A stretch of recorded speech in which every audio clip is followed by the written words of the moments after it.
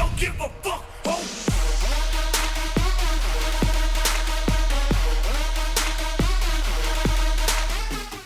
I pozdrav svima, dobrodošli u još jedan video tutorial na mom kanalu. U ovom tutorialu ću vam pokazati 8 savjeta za ubrzanje vašeg računala. Dakle, nemojte vi očekivati sad da ćemo sa ovim savjetima da ćete ubrzati svoje računalo milion puta. Ali, kod zadnjeg savjeta će se to već nekako i moći riješiti. Pa hajde da počnemo.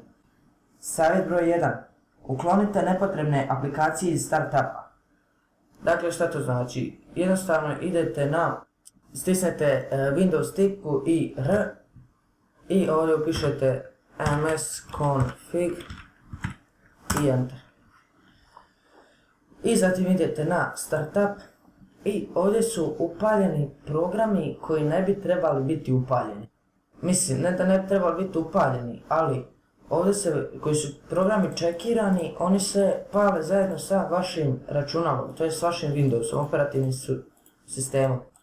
I jednostavno ovi programi, što će vam kompjuter se sporije paliti, nego će i ti programi koji su upali na početku, oni će stalno raditi u pozadini i zauzimat će vam RAM memoriju, to jest RAM. Znači, ovi programi koji vam ne trebaju ugasite, idete OK i ovdje će vam pisati restart i vi restartujete i to je to. Ja ću naravno sad stisnuti cancel jer ne želim restartovati svoj kompjuter. Savjet broj 2. Počistite desktop, to je radnu površinu. Šta to znači? Znači da nemojte sad na desktopu da imate neke setupe, da imate neke instalacije, bezveze, nešto što vam ne treba. Jednostavno sve to spremite u neke foldere koji će čuvati te vaše podatke, a ne da bude ovako razbacano po cijelom desktopu. A zašto da to uradite? Zato što Windows uvijek prilikom pokretanja sustava provjerava jesu li svi prečaci i ikone ispravni. Znači, to neće sad puno pomoći u brzini vašeg kompjutora, ali će zasigurno malo doprinijeti koji djelić sekunde. Savjet broj 3. Ništa ne instalirajte na C disk, to jest particionirajte svoj hard disk ako imate samo jedan. Znači, ja ovdje imam jedan hard disk, fizički hard disk koji je particioniran na dva dijela. U jednom u jednoj partici se nalazi Windows, a u drugoj se nalazi moji instalirane igrice, programi, aplikacije i slike, muzika, videa, sve. Tako da ništa ne instalirate u particiju koja vam je Windows, nego napravite novu particiju. I to će također doprinijeti performansama i brzini vašeg kompjutera. Savjet broj 4. Kad smo već kod hard diska, potrebno je da svoj hard disk redovito čistite i da ga defragmentirate. To je bilo poželjno da radite bar svako 2-3 mjeseca. Ako češće instalirate neke aplikacije, brišete igrice, vamo tamo, to radite svako mjesec. Evo da vam pokažem kako se to radi, znači jednostavno idete start, all programs i accessories, system tools i ovdje imate disk cleanup, znači izaberete disk koji želite, ja želim vam reći Windows, OK i sad će on tu nešto da skenira, obriše i onda će na kraju da piše želite li brisati, želimo i to je to.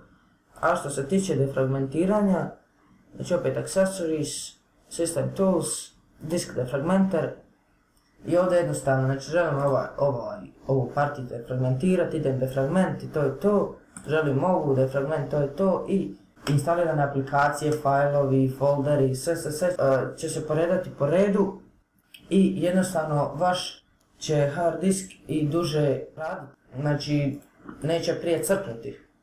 Savjet broj 5. Uklonite sve periferne jedinice. Dakle, ako imate uključene vanjske USB diskove, kameru, digitalni fotoaparat ili druge slične uređaje, jednostavno ih isključite dok ih ne koristite.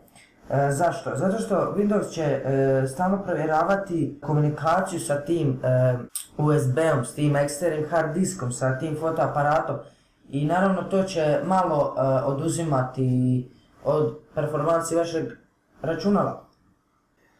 Savjet broj 6. Nemojte instaliravati neke widgete i teme na vaše računalo ako je, ajmo reći, dosta sporo, ako ima manje od 2 ili 4 GB RAM-a.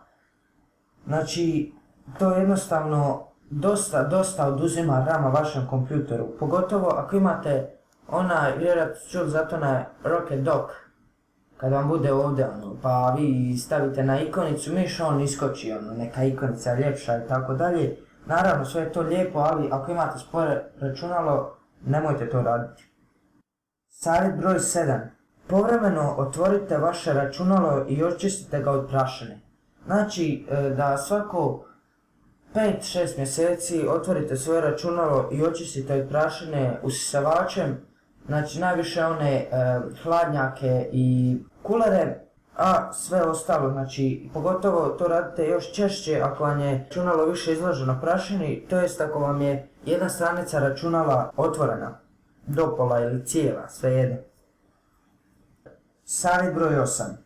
Nadogradite svoje računalo sa RAM-om. Znači, ovo je najbolji savjet za ubrzanje vašeg računala. Ništa vam neće pomoći da se vaše računalo ubrza i da bude brže prilikom vašeg korištenja, nego da ubacite još malo RAM-a u svoje računalo. Naravno, ovo sam stavio na posljednje mjesto zato što je ovo jedini savjet za koji morate malo uložiti novca.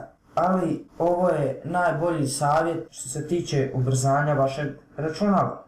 I to bi bilo to što se tiče ovog tutoriala. Hvala vam što ste gledali ovaj video, nadam se da ste nešto naučili. Ćao!